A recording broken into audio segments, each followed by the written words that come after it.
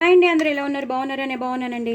ఇవాళ నేను దోసకాయ టమాటో పప్పు మనం ఎప్పుడు దోసకాయ పప్పు సపరేట్గా చేస్తాం, లేదా టమాటో పప్పు సపరేట్గా చేస్తాం. ఇవాళ మాత్రం నేను రెండు కలిపేసి దోసకాయ టమాటో పప్పు చాలా బాగుంటుంది. సో రెండు కలిపేశాను, పప్పు తీసుకున్నాను, పప్పు చక్కగా కడిగేసుకుని తగినన్ని నీళ్లు పోసేసుకున్నాను. టమాటో ముక్కలు రెండు టమాటోల్ని చిన్న చిన్న ముక్కలుగా చేసుకున్నాను, పెద్ద పెద్ద టమాటోలే. అలాగే హాఫ్ చెక్క దోసకాయ వేసేసాను, పచ్చిమిరపకాయలు ఎక్కువ వేసుకున్నాను, అలాగే పసుపు వేసుకున్నాను, కారం వేసేసుకున్నాను. ఇప్పుడు దీన్ని ఉడకబెట్టడానికి పెట్టేస్తాను. ఇది ప్రెషర్ ప్యాన్లో పెట్టేశాను. ప్రెషర్ ప్యాన్లో పెట్టేశాక ఇది కొంచెం ఉడికాక మనకి 3 విజిల్స్ వచ్చేసాక మనం బంద్ చేశాక దీన్ని పోపు వేసేస్తాను. అప్పుడు మీకు మళ్ళీ చూపిస్తాను. చూసారు కదండి, పప్పు అంతా ఉడికిపోయింది, చక్కగా మెత్తగా అయిపోయింది. దోసకాయ ముక్కలు టమాటో ముక్కలు కూడా చాలా బాగా ఉడికిపోయాయి. ఇప్పుడు మనం తగినంత కరివేపాకు వేసేసుకుందాం, అలాగే కొంచెం కొత్తిమీర కూడా వేసేసుకుందాం. అంటే కొత్తిమీరను కరివేపాకు పప్పుతో మరుగుతూ ఉంటే మంచి ఫ్లేవర్ వస్తుందండి. అలాగే ఇప్పుడు తగినంత ఉప్పు వేసేసుకుందాం. ఈ ఉప్పు సరిపోతుంది.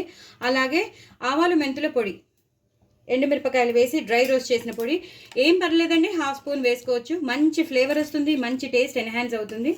ఇది 1 నిమిషం మరగాలండి. మరిగాక మీకు మళ్ళీ చూపిస్తాను. చూసారు కదండి, బాగా మరిగిపోతుంది. ఇదే టైంలో మనం కొంచెం చింతపండు వేసేసుకుందాం. చింతపండు నీళ్లు తీసి వేయక్కర్లేదండి, జస్ట్ ఇలా మనం చింతపండుని ఒక నిమ్మకాయ చిన్న నిమ్మకాయ అంత చింతపండుని వేసేస్తే దాని పులుపు వెళ్ళిపోతుందండి. ఎందుకంటే మనం దోసకాయ వేసాం, ఈ మధ్య దోసకాయ కూడా మనకి పుల్లగా ఉండట్లేదు. టమాటోస్ కూడా మీకు తెలిసినదే, అంత పుల్లగా ఉండట్లేదు, ఏదో మోడరేట్గా ఉంటుంది. మనకి కొంచెం పులుపు కావాలి అంటే మాత్రం చింతపండు అలా వేసేసుకోవాలి. ఇప్పుడు నేను పోపు వేసేసుకుంటానండి. ఆవాలు, జీలకర్ర, ఎండుమిరపకాయలు, వెల్లుల్లిపాయలు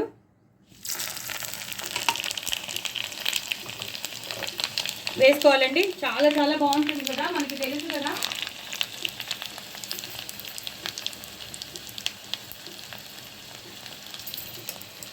బాగా వేగాలండి. ఆవాలు, జీలకర్ర, ఎండుమిరపకాయలు, వెల్లుల్లిపాయలు బాగా వేగిపోతే మనం మిగతా ప్రొసీజర్. ఇంగు అండి, ఇంగు నేను చాలాసార్లు చెప్పాను మీకు, ఇంగు కొంచెం ఎక్కువ వేసుకోవాలి పప్పుల్లోని, ఆ ఫ్లేవర్ వస్తేనే బాగుంటుంది. అలాగే కారం, పప్పులో కానీ పులుసులో కానీ పచ్చళ్ళల్లో కానీ ఇట్లా పోపు వేసి మనం కారం వేసేసాం అనుకోండి, ఎక్కువ సాంబార్ ఇంకా పప్పులోకి ఇలా పోపు వేసాక కారం వేస్తే మాత్రం అదిరిపోతుందండి. అదిరిపోతుంది, చాలా టేస్టీగా ఉంటుంది. దీన్ని ఒక్కసారి ఇలా అనేసి, అంటే ఆ కారం మనం వేసిన ఇంగువ ఇందులోకి బాగా వెళ్ళిపోయాక ఇప్పుడు నేను వేసేస్తాను. చూడండి, అంతేనండి. ఎంతో టేస్టీగా ఉండే టమాటో దోసకాయ పప్పు అదిరిపోతుంది. నేను చెప్పక్కర్లేదు, అంత టేస్టీగా ఉంటుంది. చూసారు కదా, బాగా మరిగిపోతుంది. ఇప్పుడు దాంతోపాటే ఆ చింతపండు రసం అంతా, ఆ పులుపు అంతా వెళ్ళిపోతుంది. లాస్ట్లో ఇంకొకసారి కొత్తిమీర కరివేపాకుతో గార్నిష్ చేసేసుకోండి.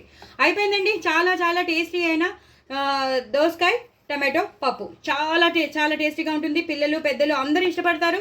చాలా టేస్టీగా ఉంటుంది కాబట్టి 1కి 2 సార్లు తింటారు. వేడివేడి అన్నంలో చక్కగా నెయ్యి వేసుకుని తినండి, ఆవకాయ నంచుకుని తినండి, మాగాయ నంచుకుని తినండి, అది మీ ఇష్టం. బట్ చేసుకోండి తప్పకుండా. దోసకాయ టమాటో పప్పు కాంబినేషన్ అదిరిపోతుంది.